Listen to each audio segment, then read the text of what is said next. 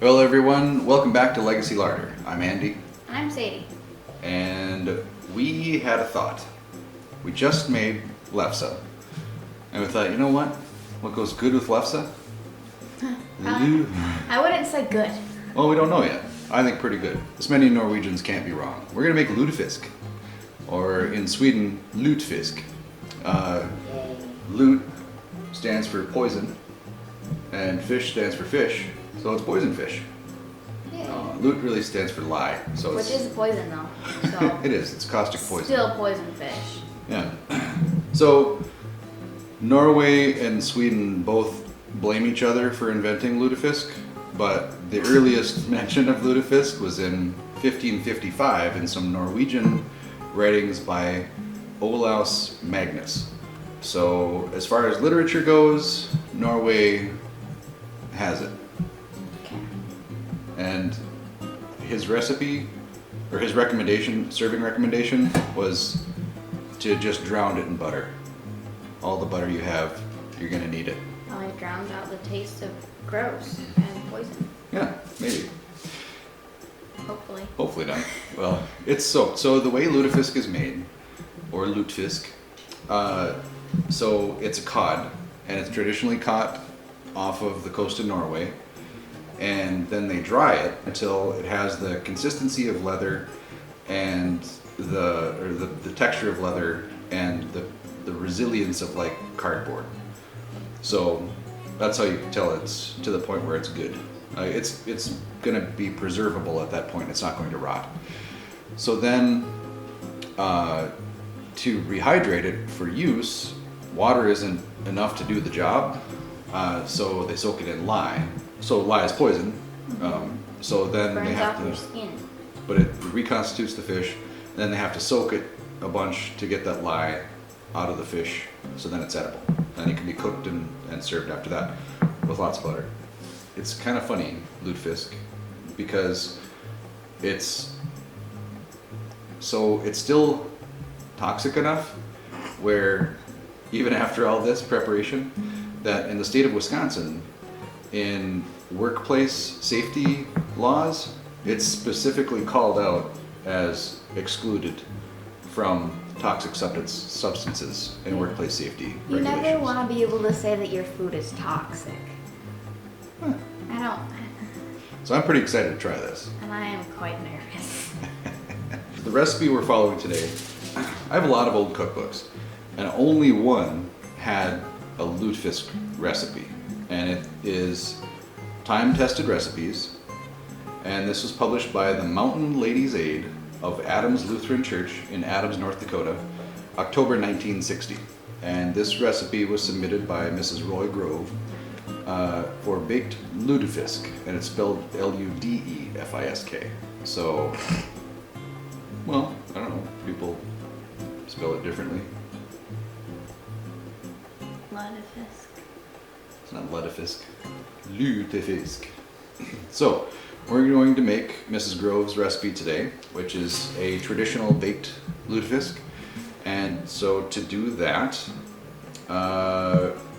we've got our oven preheated, and we just have to get that in the pan and ready to go. We're also going to make, there's no mention of this in the traditional preparation, but we are going to make a white sauce or a white gravy to put over it. After we try it the traditional way, we're also going to try this out. So tell everyone what's in that. Okay, so this one's got salt, pepper, garlic powder, dried chopped onions, flour and butter to make a roux, and then heavy whipping cream. Right. So we looked up these ingredients to make sure that they would have been available in Viking times, around when lutefisk was first discovered. Probably invented. I don't think they would. It seems like kind of a mad But scientist wasn't it library like they thing, dug a wasn't it? hole in the ground and then put fish in it and then dug it back up again? Yeah, there's all sorts of lore about lutefisk. That it was, they had that back in the old days they had a bumper crop year of fish. They had so much fish, so they just caught all the fish. And they were like, now what are we gonna do with all these fish? So they dug a hole and buried them all. And then a couple years later, there weren't any fish because they caught them all, and now everybody's starving. And then they couldn't repopulate. So they dug the fish up. Somebody had this idea like, oh, remember those fish we buried a couple years ago? I wonder if we can eat that. So they dug all those up, and I guess Lutefisk was born, according to the legends. I don't know. Maybe. But we're going to try it this way. Made somewhere in Minnesota, most likely. So, okay. So we're going to get this dished up and in the oven. And we're going to cook it for 20 to 30 minutes to a temperature of 140 degrees. Don't overcook, is what I saw everywhere. Don't overcook. But we have flaky lutefisk, so I'll make it even better. It's going to be great. Okay, let's get it dished up. All right, here is the recipe book that I mentioned earlier, Time-Tested Recipes, published by the Mountain Ladies' Aid of Adams Lutheran Church, Adams, North Dakota, October 1960. And there is the church that all the Mountain Ladies' Aid attended, and probably ate their weight in lutefisk every year. So here's a little poem. There you are. Nice. That is nice. Okay. It's a church book, so there's church stuff in it. And here's our recipe by Mrs. Roy Grove. I'll be putting this into the end of the video on a recipe card, so you can try it out yourself, and I really hope you do. All right, we have our pan, and we have our lutefisk. So, all we have to do, according to Mrs. Roy Grove, is to open her up. Oh, that smells disgusting. You can't smell anything yet. Yes, I can. Oh, this is interesting stuff. Ew. And we put that into the pan like that. Oh, there it is. There's the smell. Yeah, it was over here before it went over there, apparently. Oh my god, this is so bad. Oh, that's good stuff. No, Okay. it's not. All right. I'm gonna cut this into smaller pieces because this looks like too big pieces for Sadie and I to tackle on our own here. Oh, yeah, my piece is gonna be very small. Could you take that out and burn it? It's plastic. I'm not gonna burn it. We need to do something with that so it's never seen or smelled again. Okay, so we're going to cut this into some smaller pieces. This will be my piece right here, and then Sadie can have the rest of it. No. So we'll. Oh, the crunch. This is an Delectable. interesting consistency. This is I'm so scared. interesting stuff. It smells so bad. I'm terrified. So there's a bone in here. Check your lutefisk for bones. Yep, little fish bone there. So Let me get like a little bowl to put them in or something. it is it's like fake fish. It's sort of it feels foamy almost, Ew. and it's springy. And I'd heard and seen the word gelatinous a lot, and that is definitely the right word. It is gelatinous. It's gelatinous fish. It's really something. Ew. I don't want to touch it. So, yeah, this is gonna be good. I'm excited about this. I am not as excited as you are. By far. Okay. Do you feel more bones? There. Ooh. Yep. There's lots of bones. So apparently, Doesn't dissolve them. oh, it does. If you're like, you hear about it like for like murder victims and stuff, using lye to dissolve Oh. bodies. But So apparently, you mean like the lye that we're gonna be eating? yeah, it's the same stuff. Ew. So I'm just gonna cube this up. Hopefully I won't be convicted of my own murder. By eating a lutefisk. Put this up into some pieces here. I'm not gonna eat a piece that big. We're gonna try this out. It's gonna be good. No. This is an experience. This is a culinary experience. Oh, it's definitely gonna be an experience, but I just don't want to experience me barfing afterward. And you know what? The smell after a little while, it doesn't even bother you anymore. I can't even smell it. It bothers me. My nose buds are burned right out of my head. So. I Okay. can tell your whole nose is red. All right. So the only other instruction from Mrs. Roy Grove is to cover it with tin foil real tight. So you don't have the smell invading your household. yeah, so I think if you don't, you have to throw away your oven.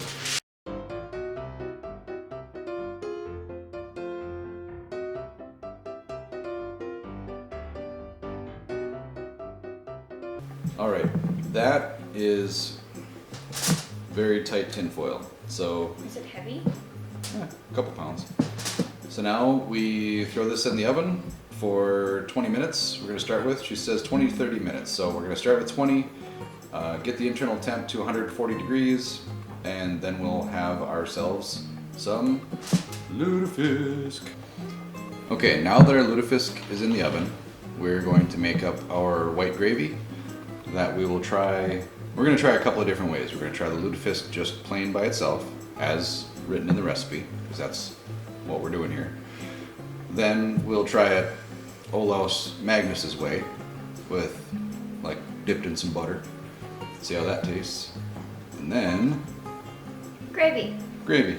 So first we're gonna make the roux, then add the whipping cream and our spices. Yep, we'll cook this for a bit until we have a nice thick cream gravy. This is, the reason we're trying this one is talking to some relatives who have had lutefisk before. There's mention of this white gravy, and no one could say with any degree of certainty exactly what they remember it tasting like, or the consistency, or much about it, but in looking up the things that they would have had available there at the time, this is within the realm of possibility that this could have been a variation of a gravy made with things that they had at that time. Yeah. So, except with the exception of black pepper versus white pepper. I had read in some recipe that white pepper was to be used in the white sauce. I don't have any, so we're going to use black pepper. And hopefully it's not a crime. Okay, let's make that roux. Alright. We're going to go over a low flame and get some butter in our pan here. Melt this down and add flour to it. And really what we're doing here is cooking the flour. So we've got a couple tablespoons of butter, a couple tablespoons of flour. We're going to cook the flour in the butter until it turns like a nice golden brown, and then we will add in the cream and our other ingredients and simmer it until the flour thickens it up, and we have a workable gravy. And we're doing this while the lutefisk is in the oven, so this should be finished by the time that comes out, so we'll have everything all nice and fresh and ready to go. So do you want to grab that flour and pop that in? And give this butter a little stir. And then here's our 2 tablespoons of flour going into the 2 tablespoons of butter.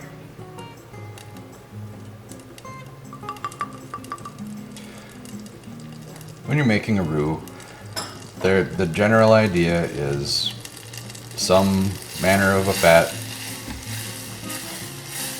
and some flour. You can also use other thickeners, I suppose, like an arrowroot or cornstarch or something like that. With something like this, the flour is nice because it has a nice nutty flavor once it is browned up, so it would add a bit. And we know that they had wheat flour in early Norway, so this shouldn't be too far off the mark.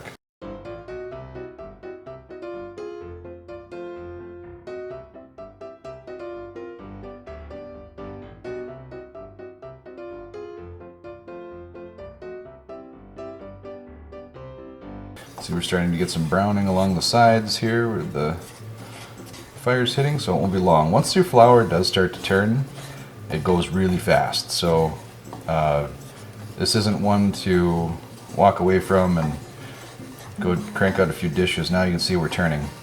Like everything's turning brown, and it happened very quickly. Wow. Yeah, this can go from light colored to flamethrower in really no time flat. Oh, now we're getting this nice brown color. That's beautiful. Okay, Now, that looks good. Let's get the cream poured in. A bit of violence there. And our other dry ingredients, I'm going to put in, how much salt? Salt. A little pinch. Let's measure it. Okay. Like a quarter teaspoon. I have read that if you want to have firmer lutefisk, if you don't care for that gelatinous beautifulness, you can rub it in salt and let it sit for a while, and a lot of the liquid will come out of it again. You're just dehydrating it again. That'll give you a firmer fish. I even saw one recipe that said that they made a fantastic lutefisk using Tony Chachere's Louisiana salt, seasoned salt, spicy seasoned salt, and a whole bunch of other things that I am sure that if Norway had them at the time, they would have been really pumped to have some Tony Chachere's around back in Viking days. Just a small pinch of garlic powder. A little bit of, add a whole teaspoon. little hint of garlic. We're gonna throw in some onion flakes as well. We'll do a half a teaspoon of onion flakes because they're a little bit large. Half a teaspoon of onion flakes. When you're seasoning something and coming up with a gravy or a sauce or something from scratch and you're freestyling, start light on the spices. Give it a taste. Like let everything cook and meld together, and then give it a taste. See how you did, and then fill in the gaps. Ideally, like in my book, if you can taste a spice, then you kind of overdid it with that spice. The goal is to make something that's delicious, not necessarily that something that tastes like one thing, unless that's really what you're truly going after. Okay, so you can see here we ended up with a nice thick gravy. The dried onion is going to have to sit for a while. I turned off the heat as there's plenty of heat left in this gravy. The dried onion is going to soften up. Everything is going to come together a little bit here. I'm going to grab a spoon so we can give this a taste. All right, let's see where we're at and make adjustments. Huh. What does it taste like? I think we're good. I think we're good, everybody. We're going to stick with that. It just never took off. Fish jello. Our marketing team thought for sure the kids were going to love it. It smells better than I thought it was going to smell. It does not smell better than that. It was really strong out of the package. Really strong. But out of the oven, Norwegian taco. So lefse, lutefisk, and then I think some like potatoes, like red potatoes. Was the lobster like the shell? And then some white gravy of some sort. Might be good. Why not just stick with fish jerky? Why the lie? So it's dried fish, Yeah. which you can eat dried fish. It's just Yeah. fish jerky. Why take the extra step to soak it in poison? Smelling fishy in here. I hope it doesn't smell like this for like a whole rest of the time we live in this house. Yeah. Okay, it's the moment of truth. We have our lefse, we've got our homemade white gravy, we've got some drawn butter, and our lutefisk. So let's crack this baby open and see what we're dealing with. I'm terrified.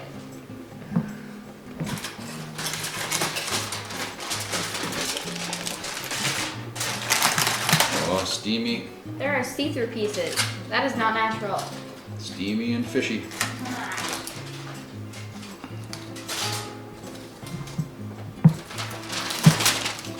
Oh, look at that. That does not deserve a whoa, look at that. That looks gross. It smells more mild than before we cooked it. This doesn't smell bad. This isn't awful. All right, let's get some of this on a plate.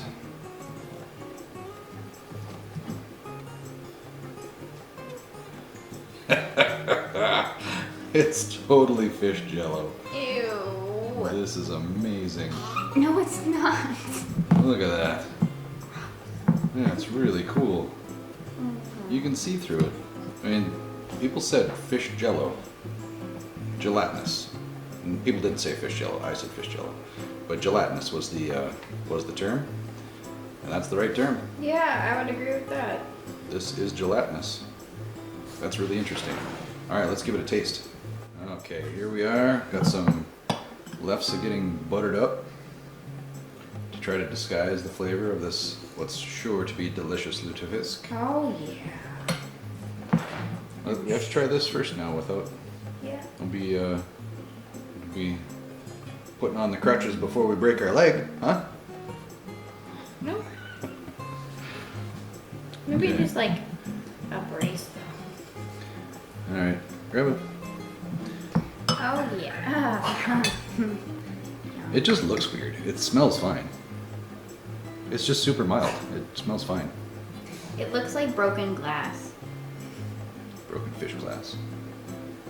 Ready? Cheers.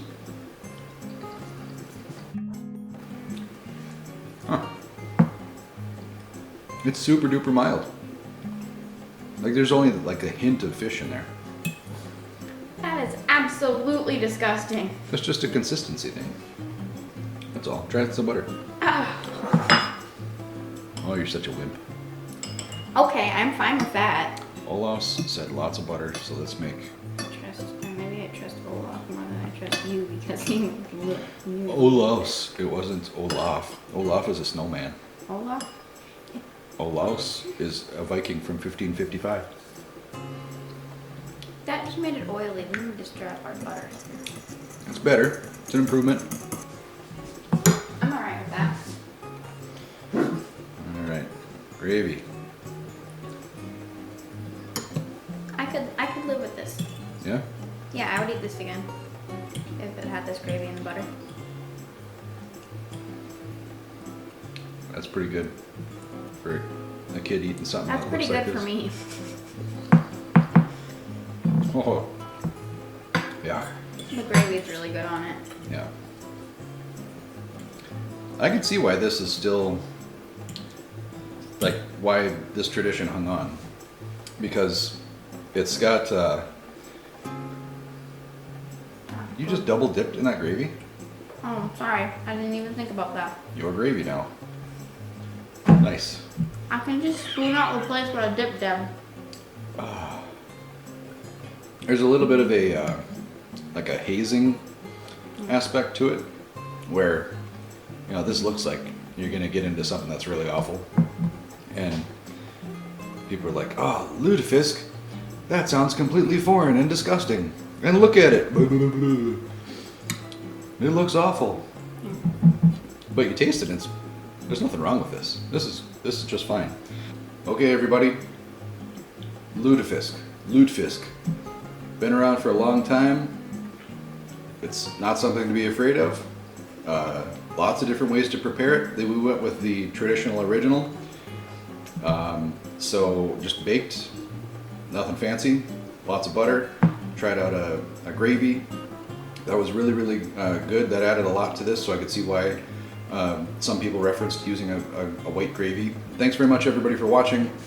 Be good to each other, be good to yourselves, and we'll see you again soon.